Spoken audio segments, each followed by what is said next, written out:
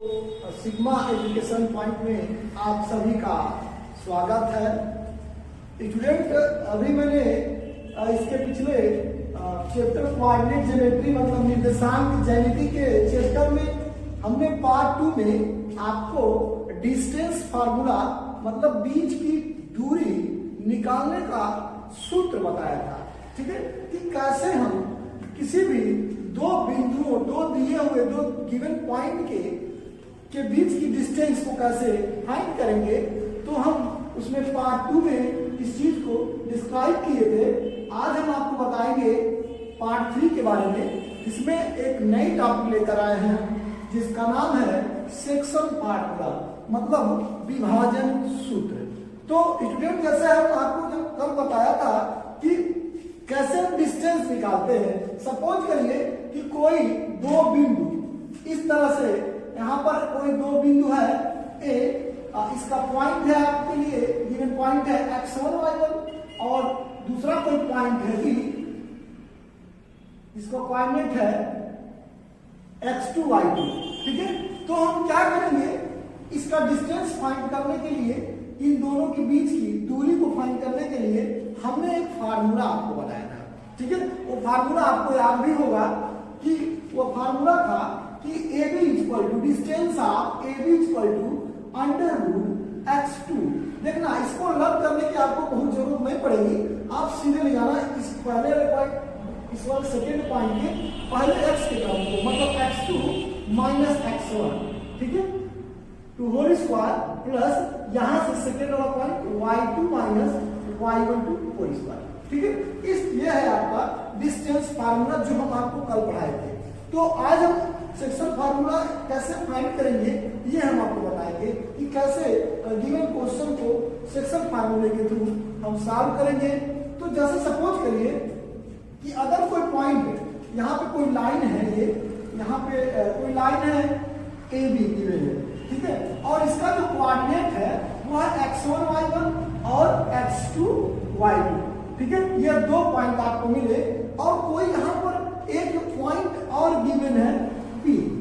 ठीक है, तो यह इसमें जो है इस पॉइंट को फाइंड करने के लिए इस फार्मूले का यूज किया जाता है, मतलब सेक्शन फार्मूले का यूज किया जाता है। लेकिन इसमें आपको रेशियो पता होना चाहिए, या अगर पता नहीं है तो ये गिवन पे पॉइंट आपको बीच का जो पॉइंट है या कहीं भी जो पॉइंट दी हुई है ये पॉइंट पता होना चाहिए। ठीक है, तो अगर मान लीजिए सपोज करिए यहाँ पर जो रेशियो है वह m और n का रेशियो है, तो ये कैसे इसको फाइंड करते हैं। ठीक है, तो इसको फाइंड करने का जो मेथड है वो है p x, y is equal to m x2 plus n x1 upon m plus n। ठीक है, और सेकेंड पॉइंट होगा m y2 plus n y1 upon m plus n। देखिए ये जो है ये p पॉइंट को कोऑर्डिनेट फाइंड करने का एक मेथड है। ठीक है, ये पॉइंट p को फाइंड करने का एक मेथड है। इस टाइप से आप इसको फाइंड कर सकते हैं। अगर सपोज करिए कि इसमें p मतलब पॉइंट गिवन है तो mn फाइंड हो सकता है, या mn गिवन है तो पॉइंट फाइंड हो सकती है। मतलब इसमें से अगर ये सब गिवन है, अगर ये फाइंड करना है तो ये सब टोटल आपको क्वेश्चन में गिवन होनी चाहिए। मतलब ये एक दूसरे के ऊपर डिपेंड करता है।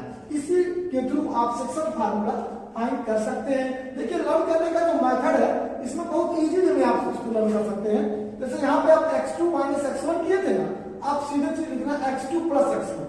ठीक है, और आगे इसके m और n का रेशियो लगा देना, और ये दोनों चीजें m प्लस n दोनों में होता है। ठीक है, ये जो सेक्शन फार्मूला मतलब विभाजन सूत्र का इंटरनली मेथड है। कौन सा मेथड है? इंटरनली मेथड होता है। ठीक है, इंटरनली रेशियो जब डिवाइड करेगा उसके लिए है ये। ठीक है, अगर इसी फार्मूले में एक एक्सटर्नली फार्मूला भी होता है। एक्सटर्नली फार्मूला कैसे आप करेंगे? देखिए, सब कुछ वही चीजें होती हैं, पूरी चीजें वही रहेंगी, बस ये चीजें इसी में माइनस का यूज हो जाएगा। mx2 minus nx1 upon m minus n, ठीक है, और m y two minus n y one upon m minus n, ठीक है। ये चीजें आपका बस इतना ही इसमें यूज होता है, और यह होता है एक्सटर्नली के लिए, externally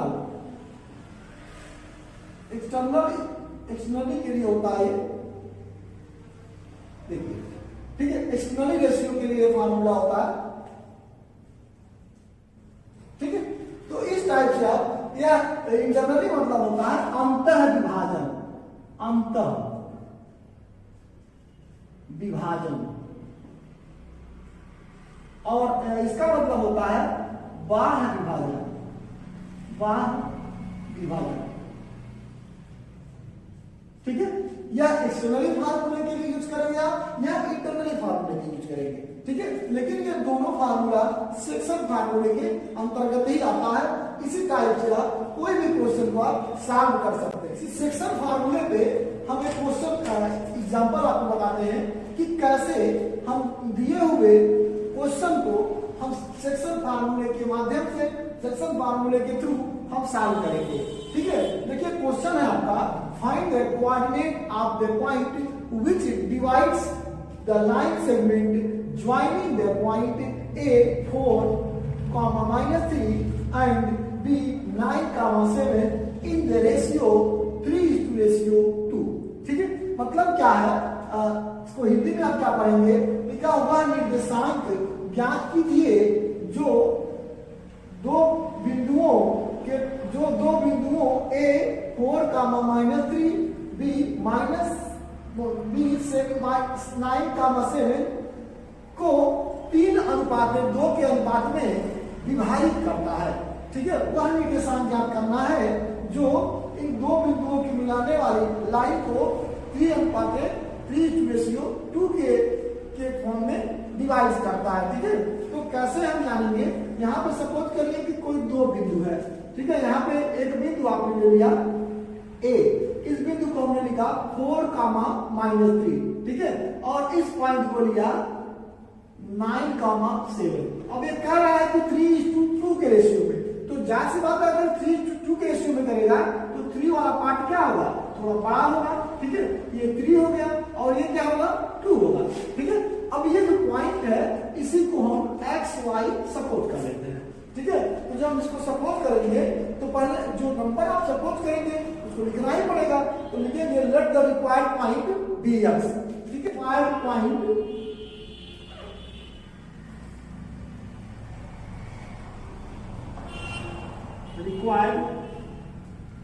point be P x, y, मतलब क्या है कि माना वह बिंदु P जिसका निशान x, y है, मतलब इस पॉइंट को हम सपोज कर लिए हैं, ठीक है।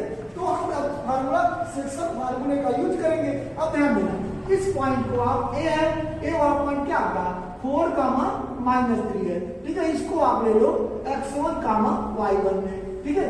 ये वाली पॉइंट क्या है आपकी B है, तो B क्या होगा 9, 7 है, तो इसको क्या हम लेंगे x2, y2, ठीक है। जो रेशियो होगा मतलब n:3:2, ये चीजें आपको गिवन है। अब हम डायरेक्ट फार्मूले पे लगाएंगे, तो यहां लिख देते हैं बाई सेक्शन फार्मूला, ठीक है।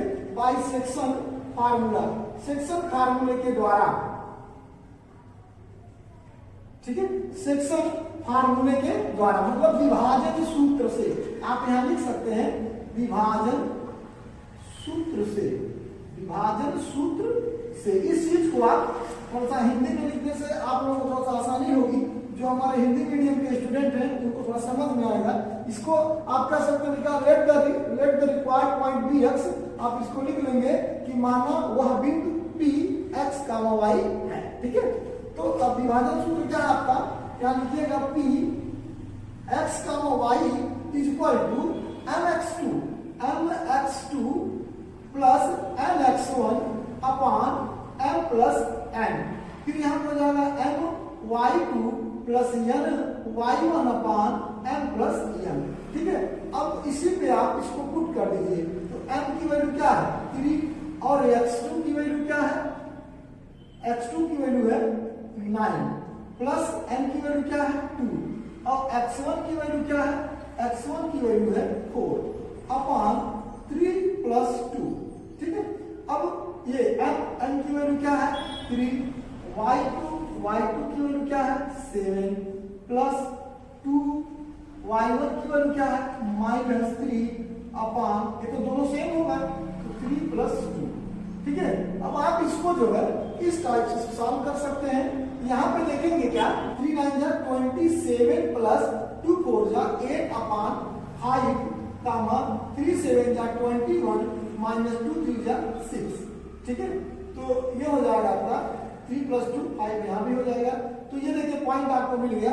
यहाँ का 27 प्लस 8, 27 प्लस 8 कितना होगा 35 अपॉन 5, और ये 21 माइनस 6 कितना हो जाएगा 15 अपॉन 5, ठीक है। तो ये हो जाएगा आपका 7 कामा 5 से हो जाए 35, 5 3 जा 50, 7 कामा 3। देखिए ये पॉइंट हमने आपको निकाल के बता दिया कि कैसे आप इसमें विभाजन सूत्र मतलब सेक्शन फार्मूला के थ्रू आप किसी भी पॉइंट को फाइंड कर सकते हैं, ठीक है। तो देखिए ये सॉल्व हो गया 7.3, यह इसका पॉइंट आया p का, जो x y के जगह रिप्लेस कर सकते हैं, ठीक है। तो देखिए जैसे यहाँ पर कौन सा फार्मूला लगेगा, यहाँ पे नहीं लिखा कि इंटरनली डिवीजन लगा है या एक्सटर्नली लगा है, ठीक है। मतलब अंतर विभाजन सूत्र से फाइंड किया गया है या बाह्य विभाजन, इसमें केवल विभाजन सूत्र का प्रयोग किया गया है, ठीक है।